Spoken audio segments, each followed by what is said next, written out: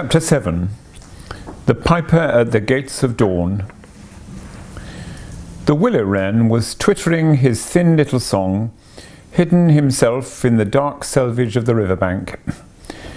Though it was past 10 o'clock at night, the sky still clung to and retained some lingering skirts of light from the departed day, and the sullen heats of the torrid afternoon broke up and rolled away at the dispersing touch of the cool fingers of the short midsummer night.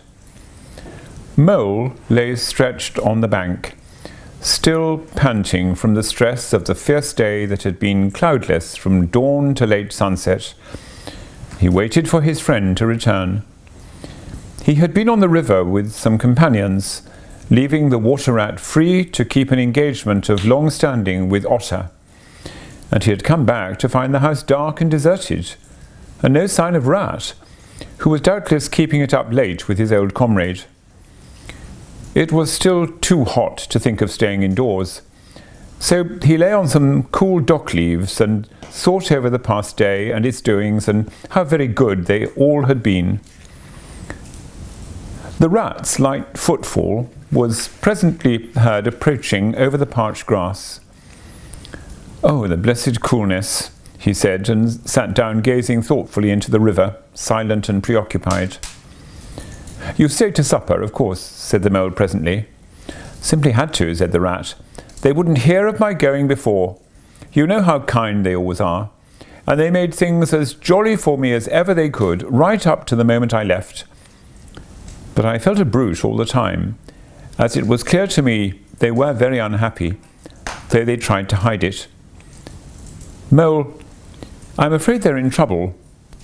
Little Portly is missing again, and you know what a lot his father thinks of him, though he never says much about it." "What? That child?" said the mole lightly. "Well, suppose he is. Why worry about it? He's always straying off and getting lost and turning up again. He's so adventurous. But no harm ever happens to him. Everybody hereabouts knows him and likes him, just as they do old Otter, and you may be sure some animal or other will come across him and bring him back again all right. Why, we found him ourselves miles from home, and quite self-possessed and cheerful." "Yes, but this time it's more serious," said the rat gravely. "He's been missing for some days, and the otters have hunted everywhere, high and low, without finding the slightest trace. And they've asked every animal, too, for miles around, and no one knows anything about him. Otter's evidently more anxious than he'll admit. I got out of him that young Portly hasn't learned to swim very well yet, and I can see he's thinking of the weir.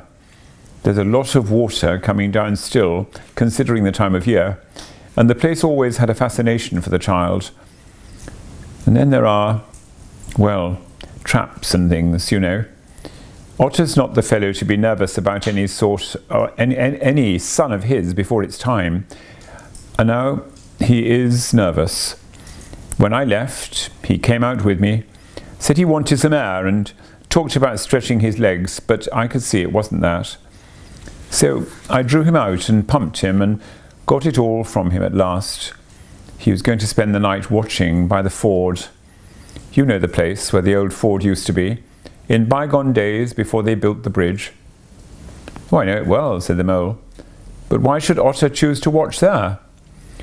"Well, it seems that it was there he gave Portly his first swimming lesson," continued the rat. "From that shallow, gravelly spit near the bank, and it was there he used to teach him fishing, and there young Portly caught his first fish, of which he was so very proud.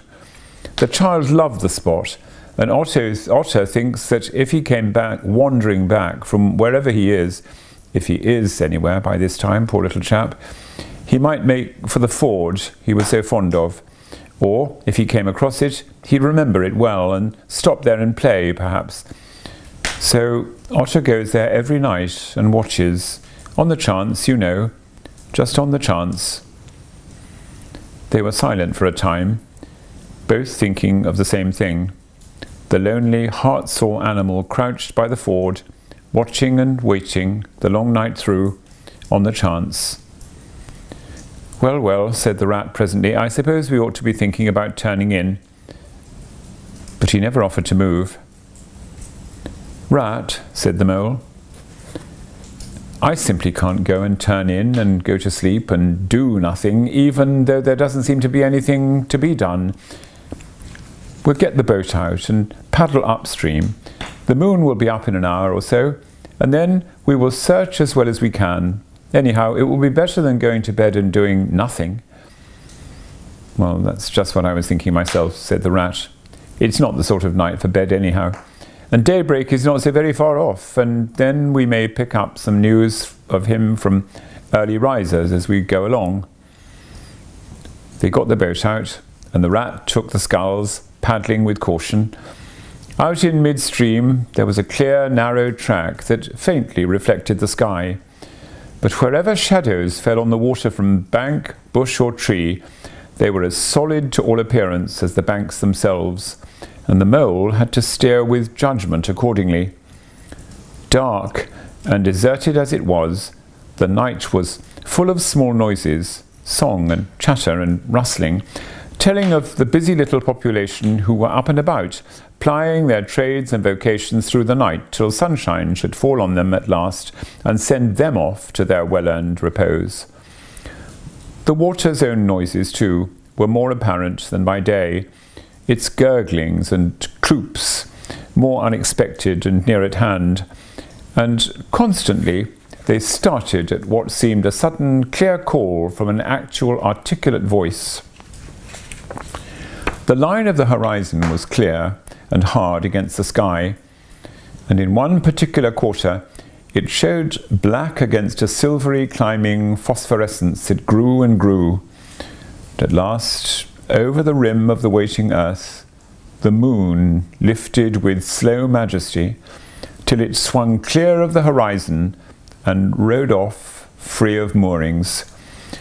And once more they began to see surfaces, meadows widespread and quiet gardens, and the river itself from bank to bank, all softly disclosed, all washed clean of mystery and terror, all radiant again as by day, but with a difference that was tremendous. Their old haunts greeted them again in other raiment, as if they had slipped away and put on this pure new apparel and come quietly back, smiling as they shyly waited to see if they would be recognized again under it. Fastening their boat to a willow, the friends landed in this silent silver kingdom and patiently explored the hedges, the hollow trees, the tunnels, and their little culverts, the ditches and dry waterways. Embarking again and crossing over, they worked their way up the stream in this manner, while the moon, serene and detached in a cloudless sky, did what she could, though so far off, to help them in their quest, till her hour came, and she sank earthwards reluctantly and left them, and mystery once more held field and river. Then a change began, slowly, to declare itself. The horizon became clearer, field and tree came more into sight, and somehow with a different look. The mystery began to drop away from them. A bird piped suddenly, and was still.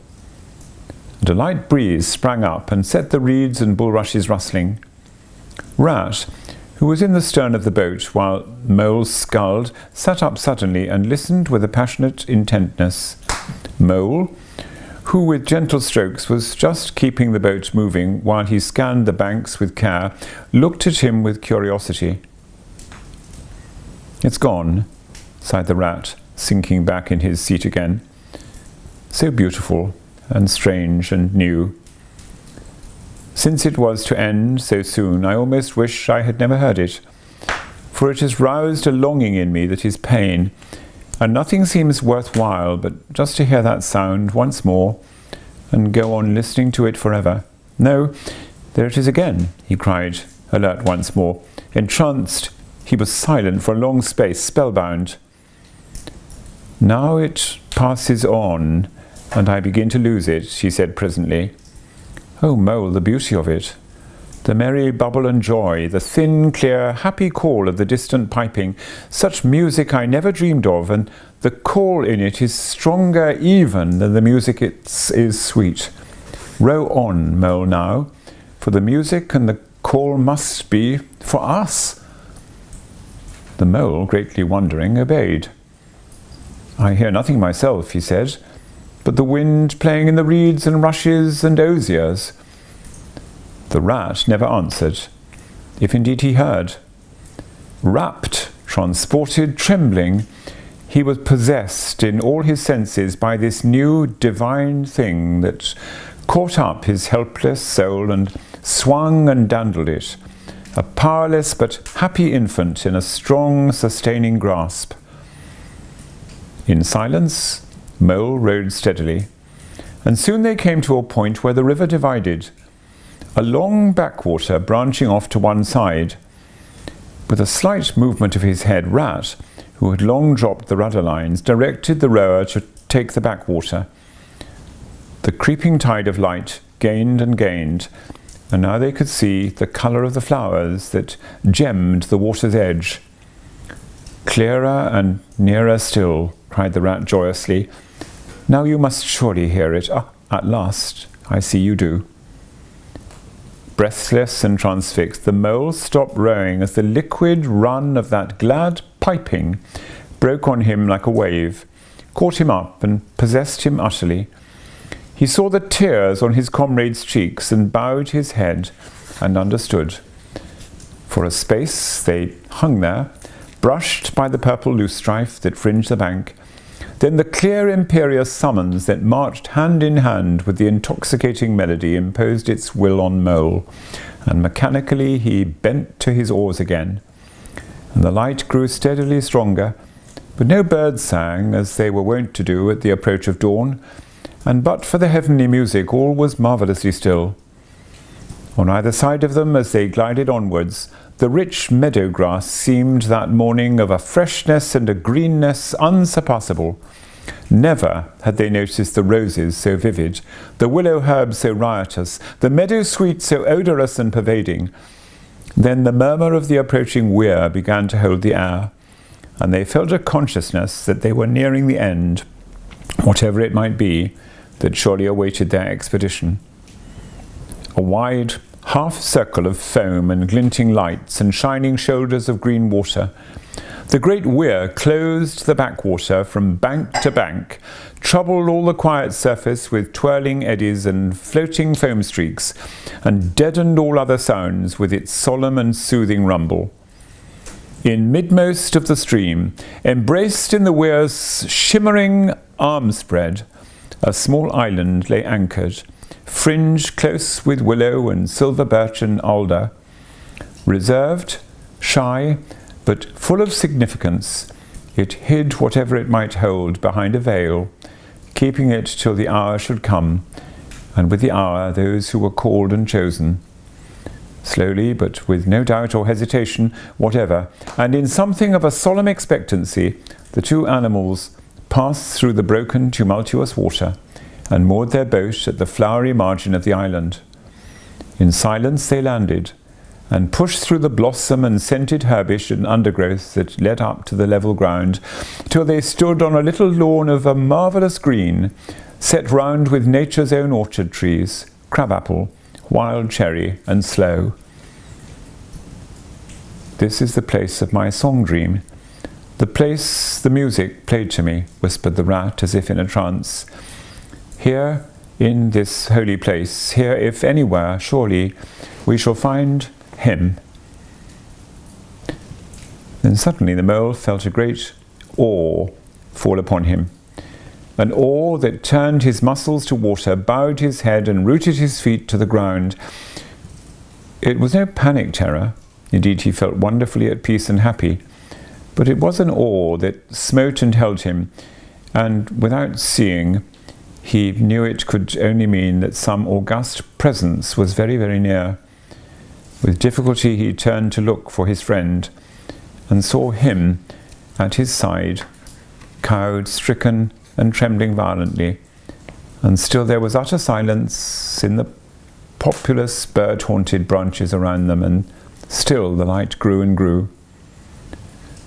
Perhaps he would never have dared to raise his eyes, but that, though the piping was now hushed, the call and the summons seemed still dominant and imperious. He might not refuse. Were death himself waiting to strike him instantly? Once he had looked with mortal eye on things rightly kept hidden. Trembling, he obeyed, and raised his humble head, and then in that utter clearness of the imminent dawn, while nature, flushed with fullness of incredible colour, seemed to hold her breath for the event, he looked in the very eyes of the friend and helper, saw the backward sweep of the curved horns gleaming in the growing daylight, saw the stern hooked nose between the kindly eyes that were looking down on them humorously, while the bearded mouth broke into a half-smile at the corners, saw the rippling muscles on the arm that lay across the broad chest, the long supple hand still holding the panpipes only just fallen away from the parted lips, saw the splendid curves of the shaggy limbs disposed in majestic ease on the sward, saw, last of all, nestling between his very hooves, sleeping soundly, in entire peace and contentment, the little, round, podgy, childish form of the baby otter. All this he saw for one moment, breathless and intense, vivid on the morning sky, and still as he looked he lived, and still as he lived he wondered. "Rat," he found breath to whisper, shaking. "Are you afraid?" "Afraid," murmured the rat, his eyes shining with unutterable love. "Afraid of him? Oh, never, never. And yet, oh Mole, I am afraid." Then the two animals, crouching to the earth, bowed their heads and did worship. And suddenly and magnificent, the sun's broad golden disk showed itself over the horizon, facing them, and the first rays, shooting across the level water meadows, took the animals full in the eyes and dazzled them. When they were able to look once more, the vision had vanished, and the air was full of the carol of birds that hailed the dawn. As they stared blankly in dumb misery, deepening as they slowly realized all they had seen and all they had lost, a capricious little breeze, dancing up from the surface of the water, tossed the aspens, shook the dewy roses, and blew lightly and caressingly in their faces, and with its soft touch came instant oblivion.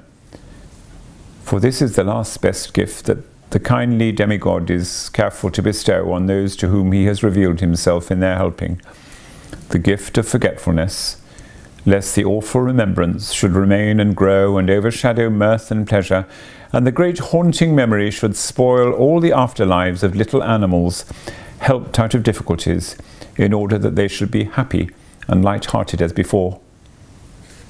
Mole rubbed his eyes and stared at Rat, who was looking about him in a puzzled sort of way.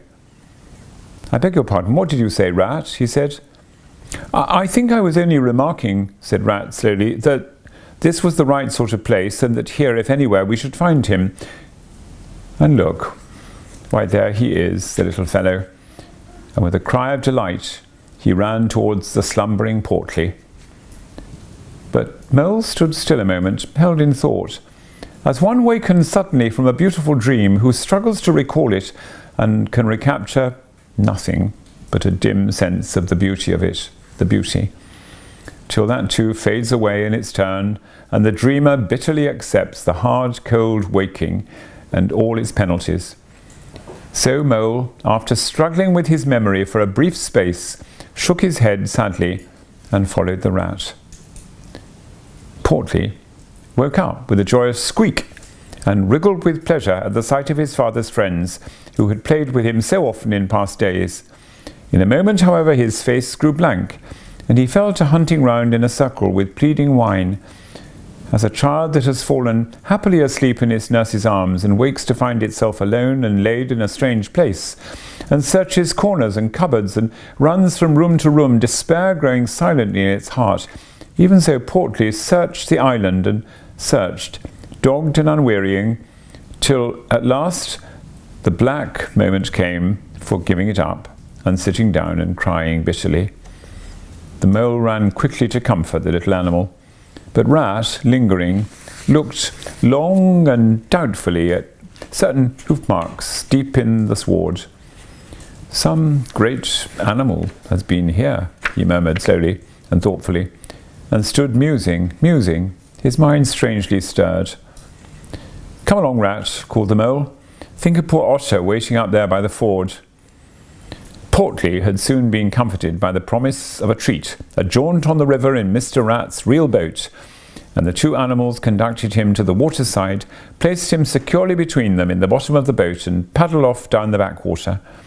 The sun was fully up by now, and hot on them. Birds sang lustily and without restraint. Flowers smiled and nodded from either bank, but somehow, so thought the animals, with less of richness and blaze of colour than they seemed to remember seeing quite recently somewhere. They wondered where. The main river reached again. They turned the boat's head upstream towards the point where they knew their friend was keeping his lonely vigil. And as they drew near the familiar ford, the mole took the boat into the bank, and they lifted Portly out and set him on his legs on the towpath, gave him his marching orders and a friendly farewell pat on the back, and shoved out into midstream. They watched the little animal as he waddled along the path contentedly and with importance, watched him till they saw his muzzle suddenly lift and his waddle break into a clumsy amble as he quickened his pace with shrill whines and wriggles of recognition. And looking up the river, they could see Otter start up, tense and rigid, from out of the shallows where he crouched in dumb patience, and could hear his amazed and joyous bark as he bounded up through the osiers onto the path. And then the mole, with a strong pull on one oar, swung the boat round and let the full stream bear them down again whither it would, their quiet now happily ended. "I feel strangely tired, Rat," said the mole, leaning wearily over his oars as the boat drifted. "It's being up all night, you'll say, perhaps, but that's nothing. We do as much half the nights of the week at this time of the year. No, I feel as if I'd been through something very exciting and rather terrible, and it was just over, and yet nothing particular has happened. Or something very surprising and splendid and beautiful," murmured the Rat, leaning back and closing his eyes. "I feel just as you do, Mole. Simply dead tired, though not body tired. It's lucky we've got the stream with us to take us home. Isn't it jolly to feel the sun again, soaking into one's bones, and hark to the wind playing in the reeds? It's like music, faraway music," said the mole, nodding drowsily. "So I was thinking," murmured the Rat, dreamful and languid. "Dance music, the lilting sort that runs on without a stop, but with words in it too. It passes into words and out of them again. I catch them at intervals. Then it is dance music once more, and then nothing but the reeds, soft, thin whispering." "You hear better than I," said the mole sadly. "I cannot catch the words." "Let me try and give you them," said the Rat softly, his eyes still closed. Now it is turning into words again, faint but clear. "Lest the oar should dwell, and turn your frolic to fret, you shall look on my power at the helping hour, but then you shall forget." Now the reeds take it up. "Forget, forget," they sigh. Then it dies away in a rustle and a whisper. And then the voice returns. "Lest limbs be reddened and rent, I spring the trap that is set. As I loose the snare, you may glimpse me there, for surely you shall forget." Row nearer, Mole, nearer to the reeds. It's hard to catch and grows each minute fainter. Helper and healer I cheer, small waifs in the woodland wet. Strays I find in it, Wounds I bind in it, bidding them all forget. Nearer, Mole, nearer. No, it's no good. The song has died away into reed talk. But what do the words mean? Asked the wondering Mole. Well, that I don't know, said the Rat simply. I pass them on to you as they reach me. Ah, now they return again, and this time full and clear. This time at last it is the real, the unmistakable thing, simple, passionate, perfect. Well, let's have it then, said the Mole, after he'd waited patiently for a few minutes, half dozing in the hot sun. But no answer came. He looked and understood the silence, with a smile of much happiness on his face, and something of a listening look still lingering there. The weary Rat was fast asleep.